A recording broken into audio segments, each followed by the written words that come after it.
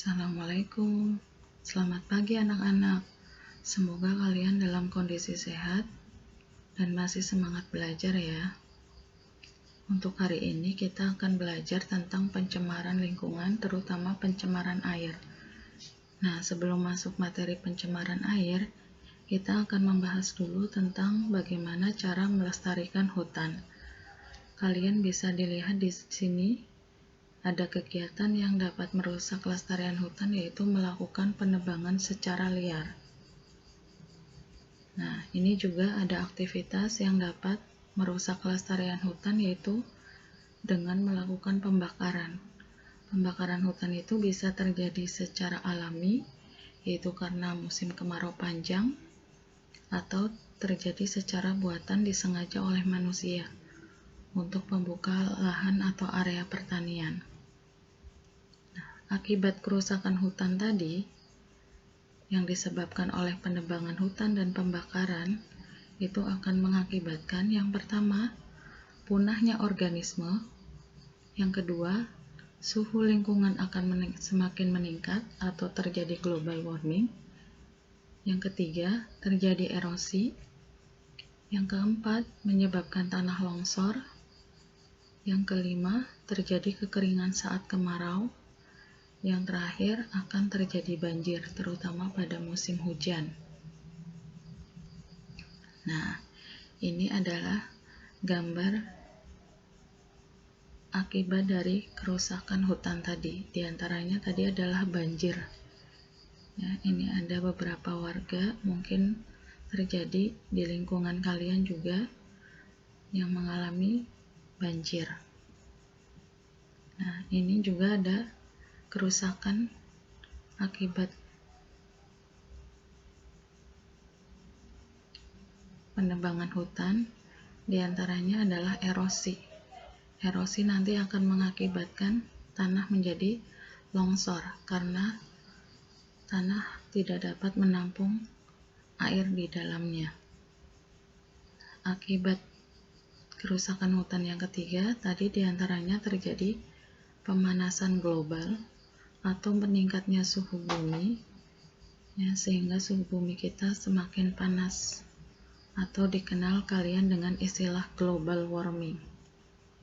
Nah, manfaat hutan bagi kehidupan kita, yang pertama untuk mempertahankan siklus oksigen, karbon dioksida, dan air. Jadi agar tiga zat ini tetap tersedia di dalam lingkungan. Yang kedua, menampung air tanah agar tidak terjadi tadi longsor. Yang ketiga, mencegah banjir atau erosi. Yang keempat, mempertahankan kesuburan tanah. Yang kelima, sumber makanan bagi hewan dan tumbuhan. Yang terakhir adalah sumber bahan industri dan perumahan. Tadi sudah disebutkan banyak sekali fungsi dari hutan, sehingga kalian harus tahu cara bagaimana menjaga kelestarian hutan. Yang pertama adalah memberi pemahaman ke masyarakat tentang manfaat hutan, agar hutan itu terjaga, terutama masyarakat yang terdapat di sekitar hutan. Yang kedua yaitu menghindari terjadinya kebakaran hutan. Yang ketiga, melakukan tebang pilih. Jadi pohon yang ditebang itu pohon yang sudah tua atau yang sudah besar, tidak semuanya dipotong. Yang terakhir adalah melakukan reboisasi atau penghijauan, atau istilahnya tanam kembali. Nah, sekarang masuk ke materi pencemaran. Di sini nanti ada istilah polusi. Polusi adalah masuknya zat sehingga kualitas lingkungan nanti akan menurun atau lingkungan menjadi rusak. Polutan adalah zat atau bahan yang menyebabkan polusi. Jadi yang menyebabkan polusi itu adalah polutan. Nah, untuk hari ini kita akan membahas pencemaran air. Air limbah domestik nanti dihasilkan dari kegiatan manusia secara langsung. Misalkan dari deterjen, ya, atau dari pasar, atau limbah rumah tangga, itu disebut air limbah domestik. Yang kedua, air limbah non-domestik. yaitu berasal dari kegiatan manusia secara tidak langsung, misalkan dari industri atau pabrik, pertambangan, peternakan, dan pertanian. Dampak pencemaran air, akibat pencemaran air sangat banyak, ini sangat berbahaya. Yang pertama, timbulnya endapan dan koloid. Yang kedua, terjadi perubahan derajat keasaman atau pH. Standar pH air bersih itu sekitar 6,5 sampai 7,5.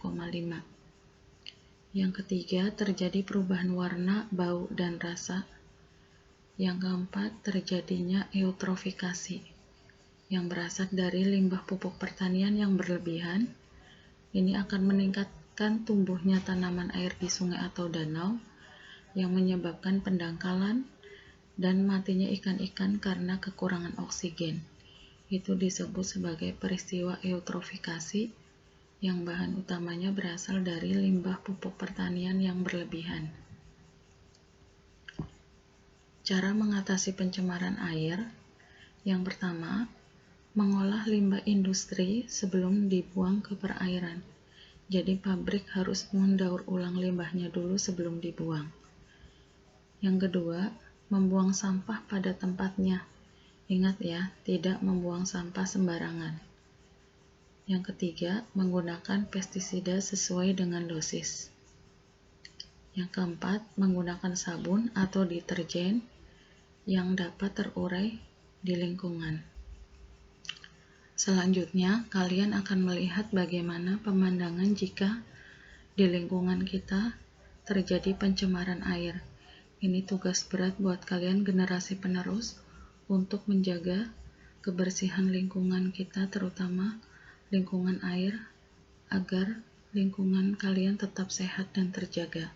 Disimak baik-baik, perhatikan ini untuk perhatian kita semua.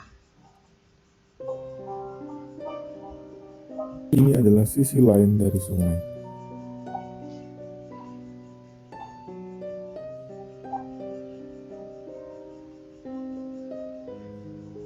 Yang rusak akibat ulah kita sendiri, manusia.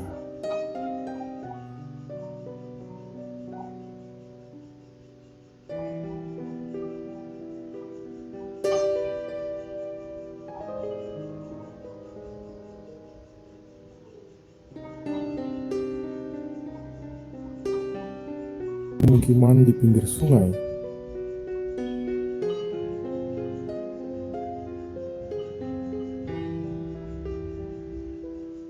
limbah rumah tangga,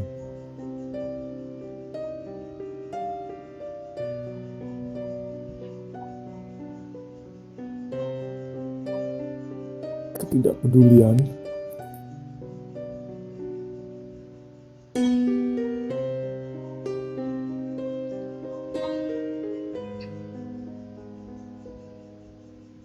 limbah pertanian,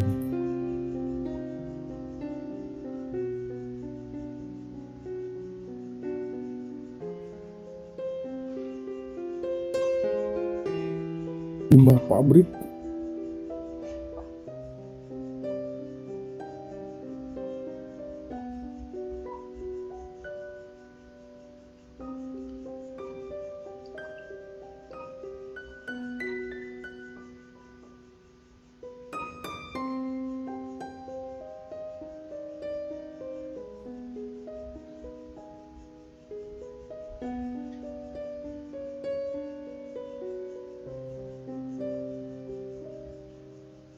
mengakibatkan rusaknya ekosistem, gangguan kesehatan.